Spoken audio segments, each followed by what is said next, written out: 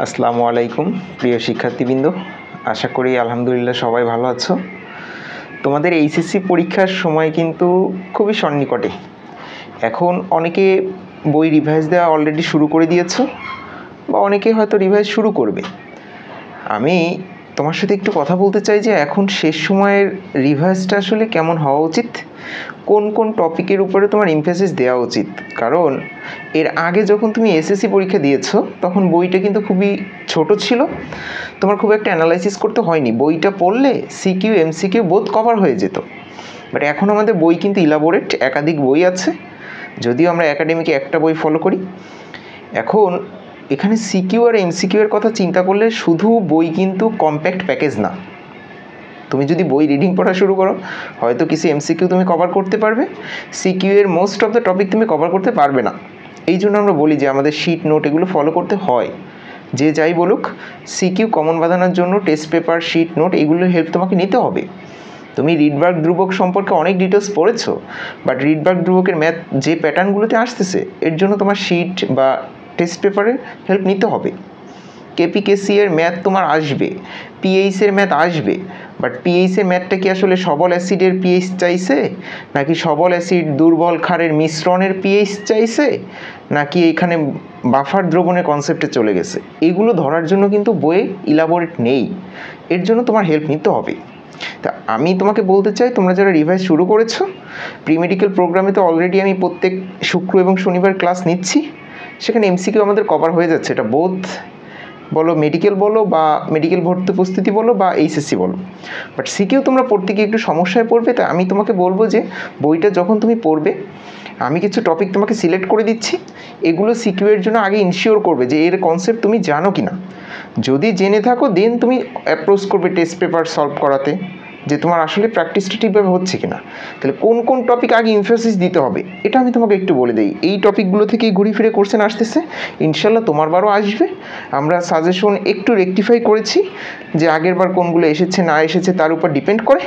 ইনশাল্লাহ আমি আশাবাদী যে এই সাজেশন থেকে সিকিউ হুবহু কমন বাঁধবে, এবং পরীক্ষার শেষ মুহূর্তে গিয়ে আমি তো হুবহু সিকিউ এর উপরে তোমার ক্লাস নিবই, যে প্যাটার্ন সাজানো থাকবে, যে তড়িৎ রসায়ন থেকে এই 4টা প্যাটার্নের কোশ্চেন, ওই 4টা প্যাটার্ন তুমি পারো কি না।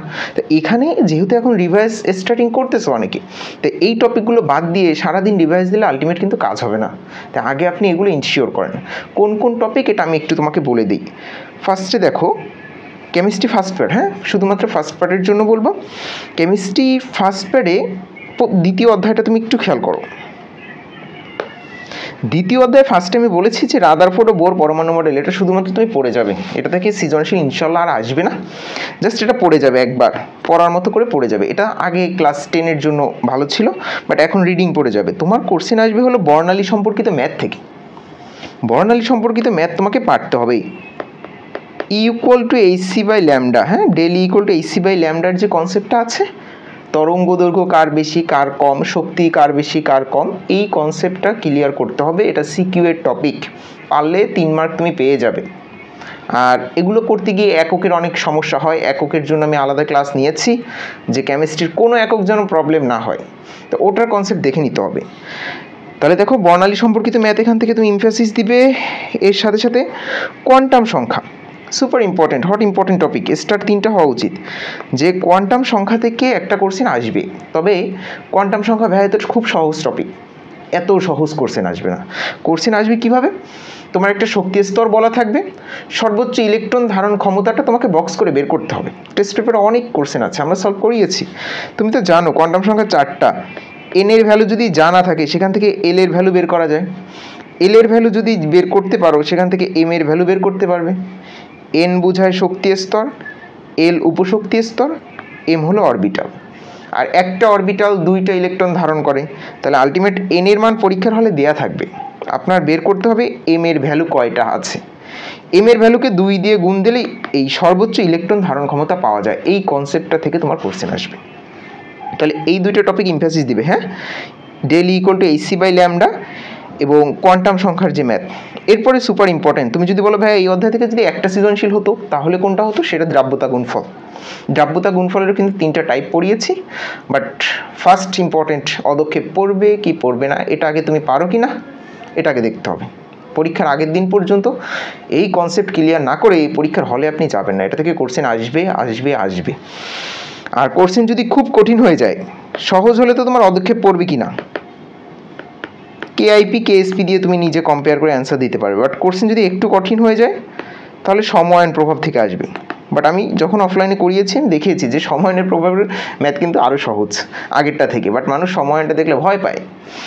আগেরটা হয়তো 4টা আয়ন, বাট এখানে তো সময়ায়ন এখন 1টা আয়ন অলরেডি কমে যায়, তো সেই হিসেবে এটার হিসাব করা আরও সহজ। যাই হোক, দ্রাব্যতা গুণফল থেকে এই 2টা কনসেপ্ট তুমি পড়ে যাবে। আয়ন শনাক্তকরণ, আয়ন শনাক্তকরণ থেকে সিকিউ আসার পসিবিলিটি খুবই কম, যেহেতু বিগত কোশ্চেনে সোডিয়াম ক্যালসিয়াম 2-1বার এসেছে। বাট আয়ন শনাক্তকরণের জন্য তুমি আমার ক্লাসটা দেখবে, বা সাদাব ভাইয়ের ক্লাসটাও খুব দারুণ, আমি অনলাইনে ক্লাস নিয়েছি। আয়ন শনাক্তকরণ বইয়ে কিন্তু হ্যাফাজার্ড আছে, আমাদের ক্লাসটা কনসাইজ, খুবই গুছানো। ক্লাসটা তুমি দেখলে আয়ন শনাক্তকরণ তোমার কাছে খুব ইজি মনে হবে। সিয়াম ভাইয়ের সেই ট্রেডমার্ক লাইন আমি আর তুমি সাদা নয়, এটা থেকে সব আয়ন নিজে নিজে বলা যায় কার অদক্ষেপের বর্ণ কী। হ্যাঁ, আমরা অফলাইনে এই প্রি মেডিকেল ক্লাসে কিন্তু অলরেডি পড়িয়েছি। তো সিকিউ আসার পসিবিলিটি কম, বাট এমসিকিউ কিন্তু আসবে। কার অদক্ষেপের বর্ণ কী, কাকে শনাক্ত করার জন্য কোন বিকারক ব্যবহার করা হয় জানতে হবে কিন্তু। তাহলে শেষ। এরপর আমি বলেছি যে সকল অধ্যায়ের হ্যান্ড নোট অবশ্যই ফলো করতে হবে, শুধুমাত্র বই পড়লে হবে না। সাপ্তাহিক যে পরীক্ষাগুলো হয়েছে এই পরীক্ষার কোশ্চেনগুলো অ্যানালাইসিস করতে হবে, কারণ আমরা কিন্তু কোশ্চেনগুলো অনেক অ্যানালাইসিস করে করি, এমন না যে গাইড বই থেকে তুলে দিয়ে কোশ্চেন করেছি।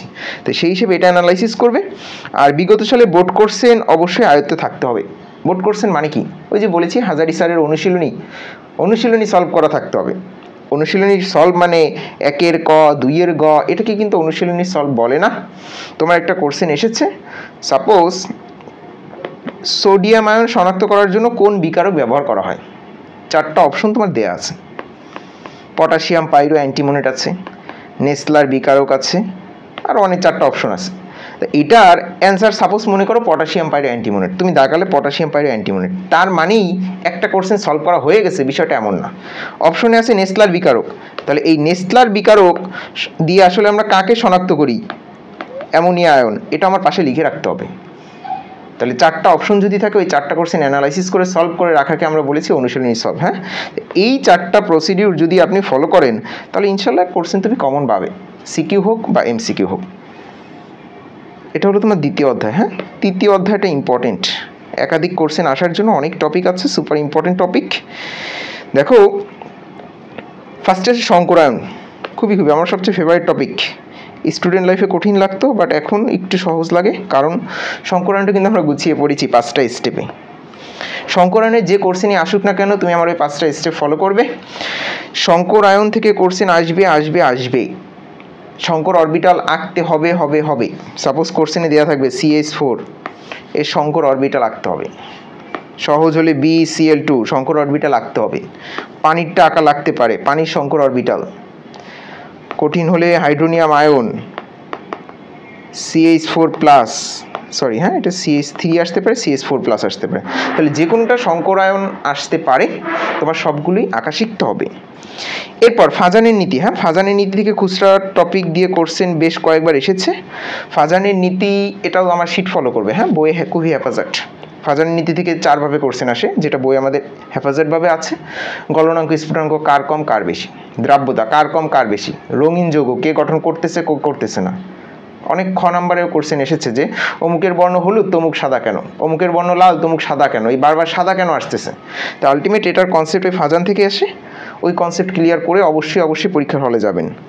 এরপর রঙিন ও জটিল যৌগ গঠন, এটা হলো যে বইয়ে যে 2টা আঁকা আছে ওই 2টাই তুমি প্র্যাকটিস করে চলে যাবে।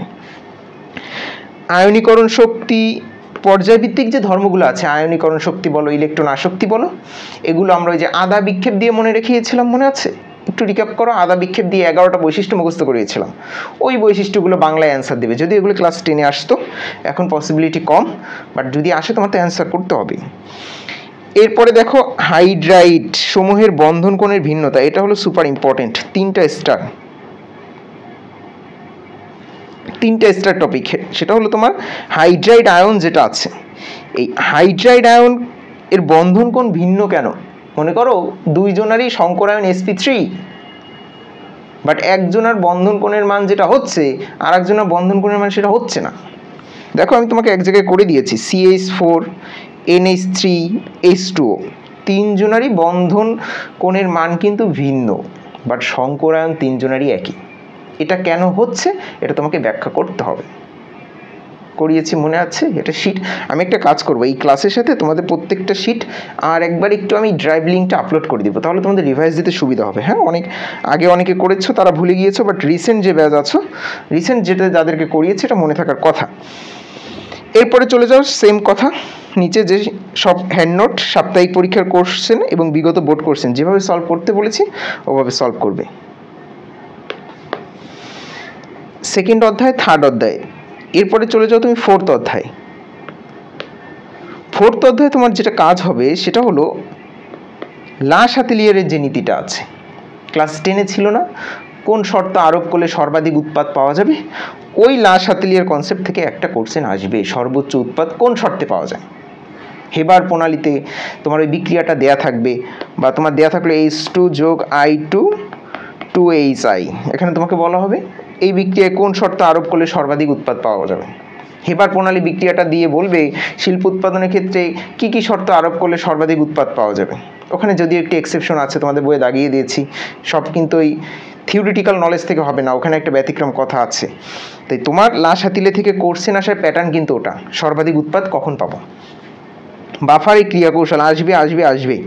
বাফার দ্রবণ থেকে একটা কোশ্চেন আপনি পাবেন, সেটা হতে পারে বাফার দ্রবণের পিএইচ নির্ণয় করতে হতে পারে, বা কোশ্চেন আসবে উক্ত দ্রবণে সামান্য পরিমাণে HCl যোগ করলে দ্রবণের ঘনমাত্রা বা দ্রবণের পিএইচের কোনো পরিবর্তন হবে কিনা। কি বললাম? একটা বাফার দ্রবণ তোমার দেয়া থাকবে, প্রথমে তোমার প্রমাণ করতে হবে ওটা বাফার দ্রবণ, দেন তোমাকে কোশ্চেন করা হবে উক্ত দ্রবণে সামান্য পরিমাণে HCl যোগ করলে, সামান্য পরিমাণে, তুমি জানো যে সামান্য পরিমাণে অ্যাসিড বা ক্ষার যোগে বাফার দ্রবণের পিএইচ কিন্তু পরিবর্তন হয় না। তার মানে কি, ওটা যদি বাফার দ্রবণ হয়ে থাকে তাহলে পিএইচ পরিবর্তন হবে না। তাই আগে তোমাকে বোঝাতে হবে যে ওটা বাফার, তাহলে তোমার বাফার দ্রবণে পিএইচ বের করাটা শিখতে হবে। এরপর কেপিকেসি থেকে কোশ্চেন আসে নাই, অথচ বোর্ড কোশ্চেন হয়েছে, এটা কখনো হয়নি। বাট কেপিকেসি এর ম্যাথ অনেকের কাছে তুলনামূলক কঠিন লাগে। যখনই বলে বিয়োজন ধ্রুবক, বিয়োজন মাত্রা, 10% বিয়োজিত হয়, এই বিয়োজিতর কনসেপ্টটি অনেকে ক্লিয়ার না। এই জন্য আমি বলি যারা আমার ক্লাস করো নাই বা কোনো কারণে 2-1টা ক্লাস মিস গিয়েছে, তারা কেপিকেসি টাচ করতে যেও না, 2-3 পেজ ধরে ম্যাথ করবে এবং মিলবে না। বাট যারা ক্লাস করেছো, ওই 10টা টাইপ ভাগ করে দিয়েছিলাম, তার ভিতরে প্রথম 4টা বা 5টা টাইপ করলেই হয়ে যায়। ওই 4-5টা টাইপ যারা বুঝেছো তারাই কেপিকেসি অ্যান্সার করবে, কারণ কেপিকেসি এর ম্যাথ অ্যান্সার করতে পারলে ফুল মার্ক, না করতে পারলে ওই পার্শিয়াল কিছু 2-1 মার্ক তুমি পাবে। কিন্তু আলটিমেট কেপিকেসি এর কনসেপ্ট যাদের ক্লিয়ার না, তারা অ্যান্সার করতে যাবে না। পিএইচ গ মার্কে আসবে অবশ্যই পিএইচের কোশ্চেন, বাট পিএইচের জন্য আমি আবারও বলি ওই শিটের কনসেপ্টটা ফলো করবে যে তোমার আসলে কার পিএইচ চাইছে, সবল অ্যাসিড নাকি দুর্বল অ্যাসিড, নাকি সবল অ্যাসিডের সাথে সবল ক্ষার এর মিশ্রণ, নাকি সবল অ্যাসিডের সাথে দুর্বল ক্ষারের মিশ্রণ। এই 4টা প্যাটার্নে কিন্তু কোশ্চেন আসে।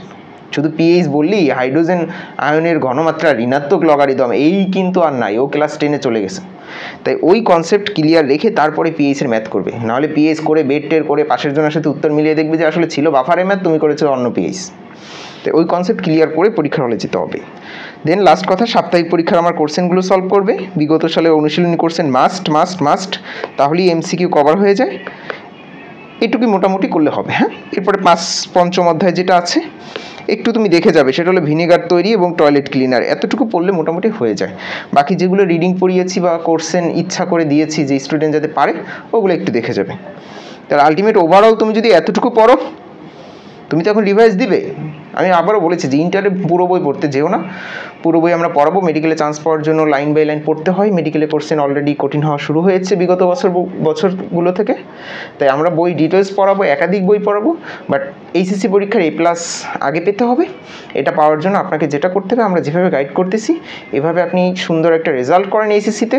দেন প্রি মেডিকেলের জন্য অলরেডি প্রস্তুত করছি তোমাদের, অতিরিক্ত প্রেশার না হয় তাই শুক্রবার শনিবার ক্লাস দেয়া, তোমরা ক্লাসগুলো করো, তাহলে এমসিকিউ এমনিই কভার হবে, সেটা বোর্ডের জন্য প্রি মেডিকেলের জন্য।